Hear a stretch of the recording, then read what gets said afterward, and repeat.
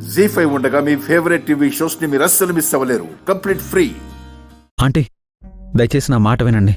మా వరలక్ష్మి, మీ మల్లేష్ ఒకరినొకరు ప్రేమించుకున్నారు. వాళ్ళని విడదీయకండి, వాళ్ళ పెళ్లి జరిపించండి.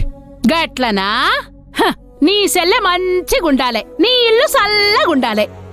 నా ఇల్లు మట్టి కొట్టుకోపోవాలే, నా బిడ్డ బతుకు దుమ్ము కొట్టుకోపోవాలే. ఏ మాట్లాడుతున్నావయ్యా నువ్వు? తిప్పి తిప్పి కొడితే ఇంట్లో తులం బంగారానికి కూడా దిక్కుండదు.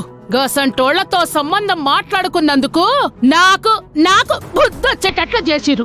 కుదిరా, ఇలా జరుగుద్దని మాకు కూడా తెలియదు కదా. మీరే పెద్ద మనసు చేసుకోండి. పెట్ల వరకు వచ్చి పెళ్ళాగిపోతే నా బిడ్డ బతుకు అన్యాయం అయిపోతుంది. చెప్పింది చాలు. ఇంకొక్క మాట మాట్లాడే అర్హత కూడా నీకు లేదు. అసలు నా ఇంట్లో ఉండే హక్కే మీకు లేదు. నడువురి. మూట ముల్లే, తట్ట బుట్ట, కంచం మంచం మొత్తం బయట పెట్టురి. నడురి.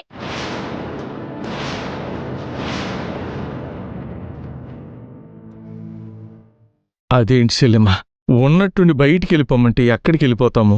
ఏదో బ్యాచిలర్ కుర్రోళ్ళని తరిమేసినట్టు తరిమేస్తే ఎలాగా? కుటుంబం అంతా ఎల్లి ఏ చెట్టు కిందో ఉండాలా?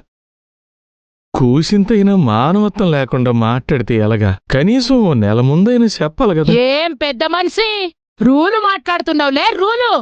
నా బిడ్డని కొడుకుని చేసుకోవాలని ఆశ పడింది కాబట్టి నేను ఊకున్నా. నా అసలు రూపం ఇది కాదు. లచ్చలకు లచ్చలు వడ్డీలకు తిప్పి ఎవడైనా కట్టకపోతే గొల్లగొట్టి గుంజి వసూలు చేసే రకాన్ని నేను. నా సంగతి నీకెరకలేదు. మర్యాదకి ఇల్లు ఖాళీ చేయరే. ఆంటీ, మీరు ఆవేశపడకండి. నా వల్ల మా కుటుంబం వీధిన పడ్డం నాకు ఇష్టం లేదు. మీ డబ్బు ఎలాగైనా తెచ్చి కట్టి ఇంకో ఇల్లు చూసుకుంటాం. అప్పుడు ఖాళీ చేస్తాం. గప్పటిదాకా మీ ముఖాలు చూసుకుంటే కూసుందునా?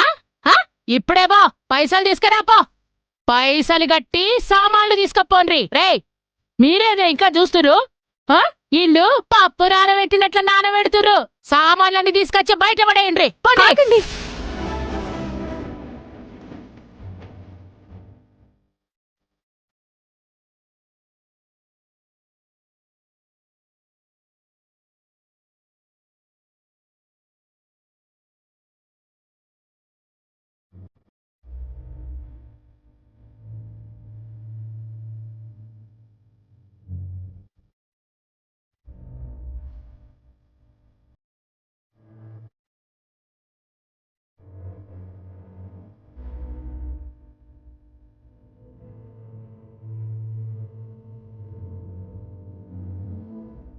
నా వల్లే కదా ఇదంతా.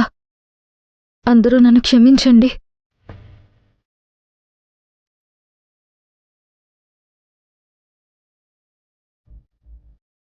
మీ అప్పు కింద ఈ నగలు తీసుకోండి.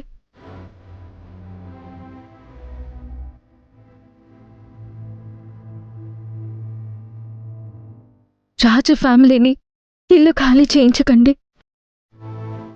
వరలక్ష్మికి మీ అబ్బాయికి పెళ్లి జరిపించండి. రేణుకకు రాజుకు పెళ్లి చెయ్యండి.